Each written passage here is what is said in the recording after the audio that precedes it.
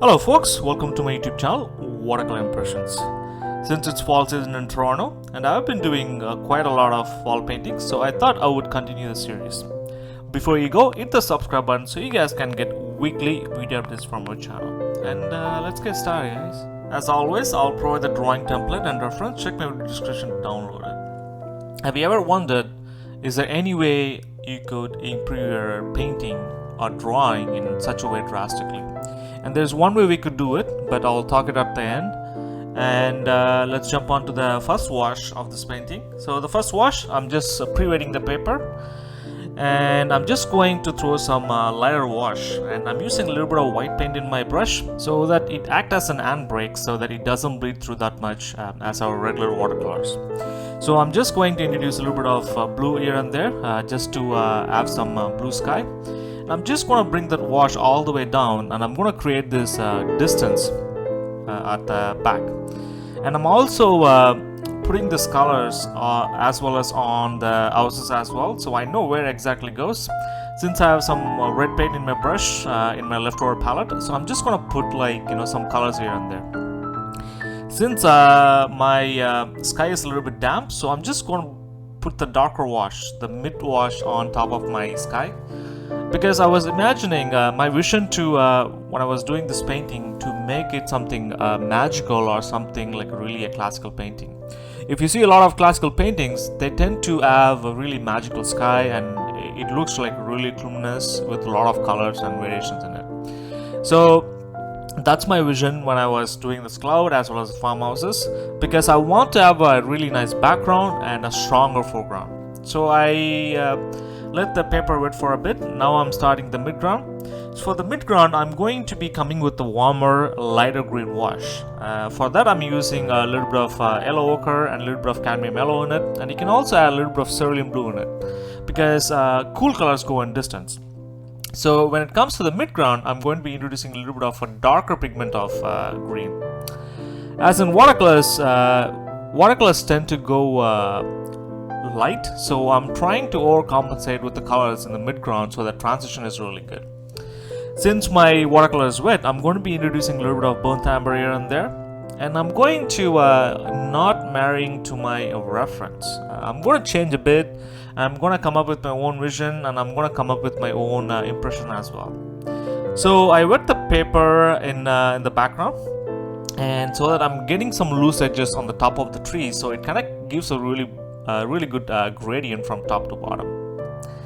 And I'm also changing my trees as well, and on the left hand side I'm going to keep it weak, whereas on the right hand side where the houses sit, I'm going to make it a little bit of details on it. This also helps to frame the houses a little bit better in the background, and this is another way of creating contrast, just putting the darker pigments where our house sits, and it also frames our house as well.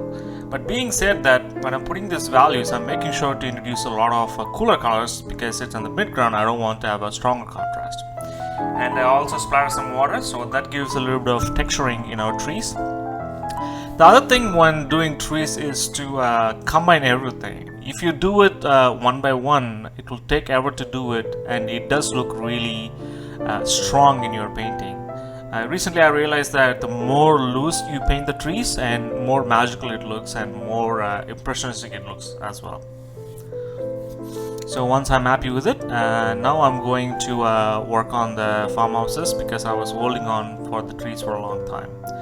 And even when I do the farmhouses, I make sure that I treat as a single shape. And in my recent years, I've noticed that my brush strokes are not confident. There's one thing when I see a lot of painters, when I look at the videos, they talk more about the brush strokes. If you could do anything in one brush stroke, and go for it, and that shows shows how much confidence you have in your painting.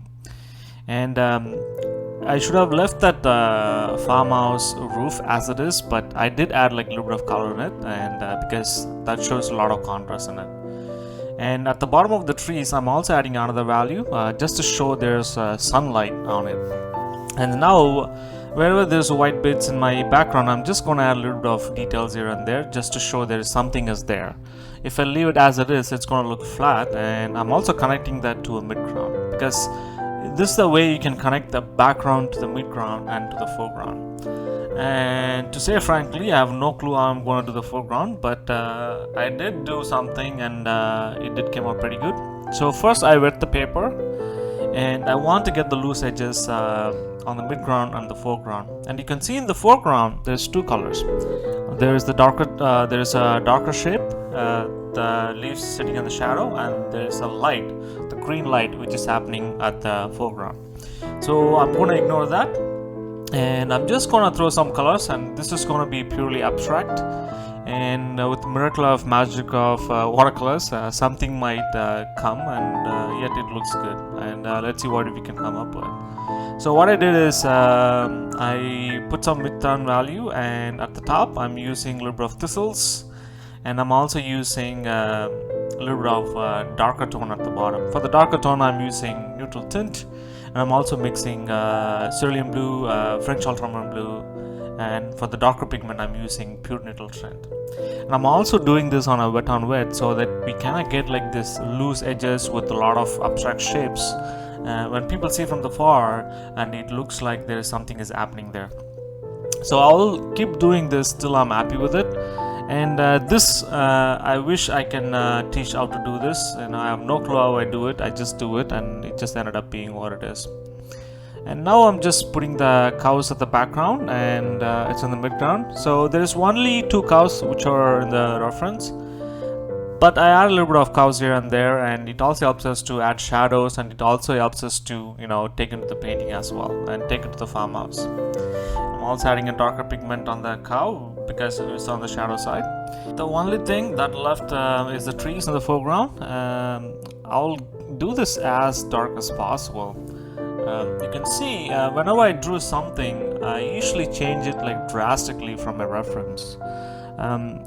Been doing this for several years now, and I tend to get caught up with the reference or what's in front of me. But as a painter, you're telling a story, and you can come up with your own vision, and it's your own painting. And as a writer, the writer comes with their own story, and they take one story and they make it, you know, a lot of different accidents and a lot of dialogues and everything. It's the same thing as a painter. You take something and you come up with something with your vision and your paint stroke. This is what we have to differ from each and every artist. You know, every artist will have different art stroke, different way of seeing colors, and different way of showing perspective, and different way of showing their art. So now what's left is to bring back some of the eyelets back. There's a lot of eyelets which is on the foreground, so I'm going to use a little bit of gouache in my brush, because you can also use Chinese white. I'm using some little bit of eyelets, but I'm also using this sparingly and not to overdo it. If I do a lot of white bits in the foreground, it will take away the farmhouse from this painting. And now I'm trying to bring back the highlights where I left, and sometimes you can't like get all the highlights while painting, so this is the way you can bring the highlights back using white paint. I'm also adding some smoke on the farmhouse that gives a little bit of interesting element in our painting. And that's it, folks. We are done with our painting. And I also added a little bit of work on top of it on what I did, because some days I finish my work, the next day I'll check my work and I see is there anything I can add or it can improve upon it. And this is how it looks like, and hope you enjoyed this video. Now it's your turn. Take my reference and take my drawing template, and let's see what you can come up with. Thanks again for watching this how to paint farmhouse video tutorial with me. Let me know what you guys think about this video in the comment section. If you want me to cover any of the subjects in watercolors, write me at watercolorimpressions@gmail.com or comment below. Before you go, hit the subscribe button so you guys can get weekly video updates from our channel. And please share with your friends and family. And good luck at your painting, folks.